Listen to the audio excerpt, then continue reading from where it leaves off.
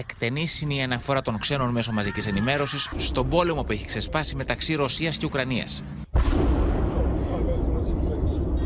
Έμπειροι στρατιωτικοί αναλυτές, με τη βοήθεια χαρτών και γραφημάτων, αναφέρονται στη στρατηγική που αναπτύσσουν οι δύο χώρες. Το BBC αναλύει την αλλαγή στάσης του ρωσικού στρατού.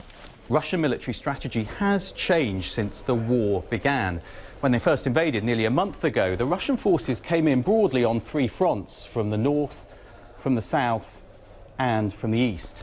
The aim seems to have been for lightning strikes to take key cities, but instead they met fiercer resistance than they expected, and that strategy effectively failed.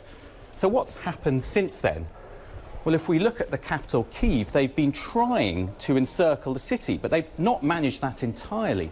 And it doesn't look like they've got the combat power to go in and take the heavily defended capital. So instead, we've seen these kind of missile strikes on it. But the Russians are regrouping and bringing in reinforcements.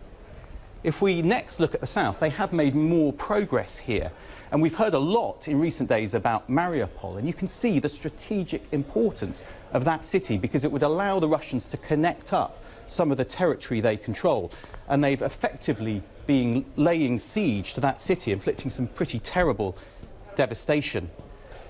If we then move on to the east, what you can see is that there's been fighting here in Kharkiv, which has been pretty intense.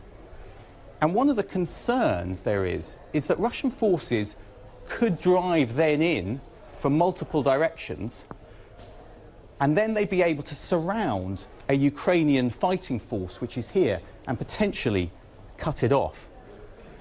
Now, we've also seen strikes all the way over here around Lviv.